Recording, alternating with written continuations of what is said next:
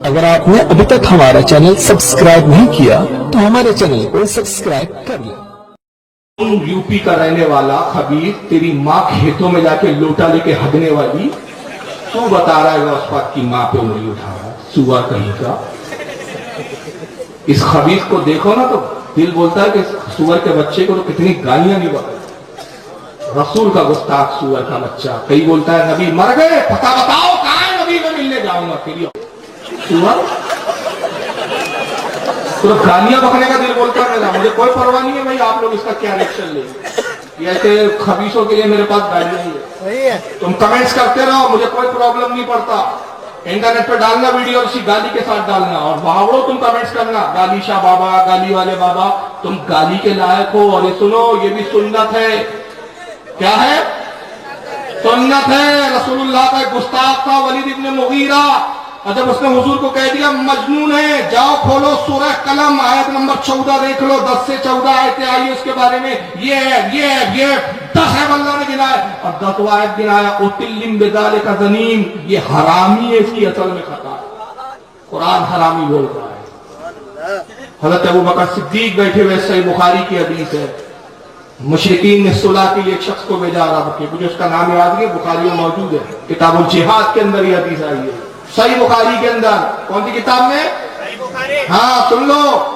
بریلوی کیوں گالی بکتے اب وہ بھی سن لو، کتاب الجہاد بخاری کھولو، بخاری حدیث ضعیف نہیں ہے، بخاری بول رہا ہوں۔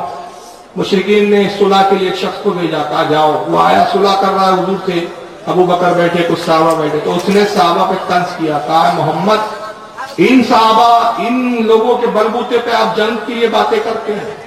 انہیں میدان میں لانے کی بات کرتے ہیں، یہ اتنے نامرد لوگ ہیں کہ آپ انہیں جنگ میں لے آئے تو آپ کا ساتھ چھوڑ کر بھاگ جائیں گے، یہ پیٹ دکھا دیں گے یہ لوگ۔ ابو بکر کو جلال آیا، کیا جملے کہتے ابو بکر نے، سننا چاہیں گے آپ؟ بخاری میں بولو، ابو بکر نے بھی گالی بکی ہے۔ ابو بکر نے کہا اے بے غیرت، تو کیا یہ سمجھتا ہے کہ محمد کا ساتھ چھوڑ دیں گے؟ جا اپنی، اب دیکھو میں اردو ترجمہ کر رہا ہوں، عربی میں دیکھ لینا کیا ہے، اور ان کے ملاؤں کا ترجمہ دیکھنا، جا اپنی دیوی تھی نا ان کی عزا،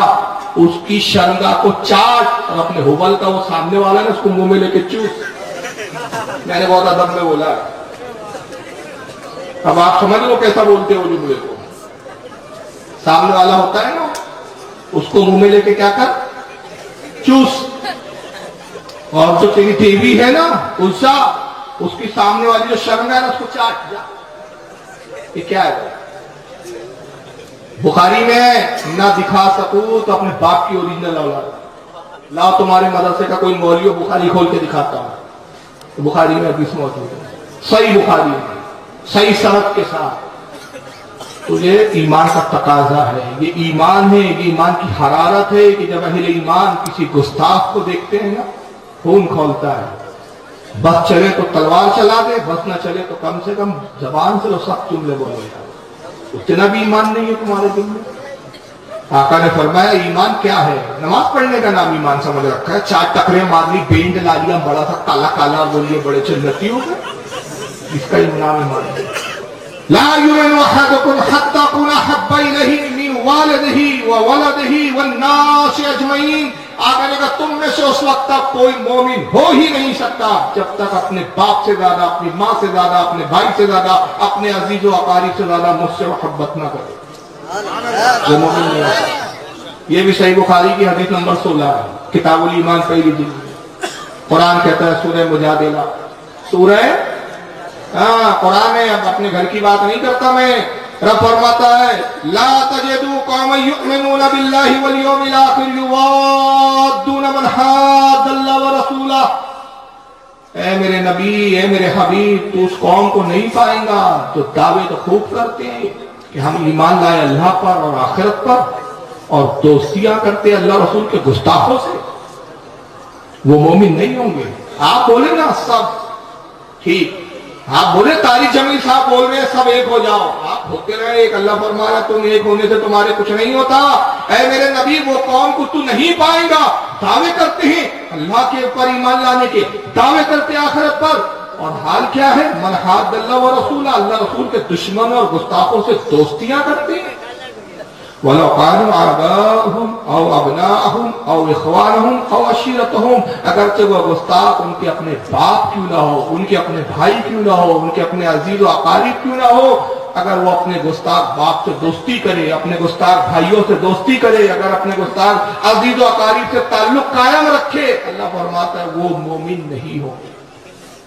وہ مومن ہو ہی نہیں سکتے۔ مومن وہ ہوتے ہیں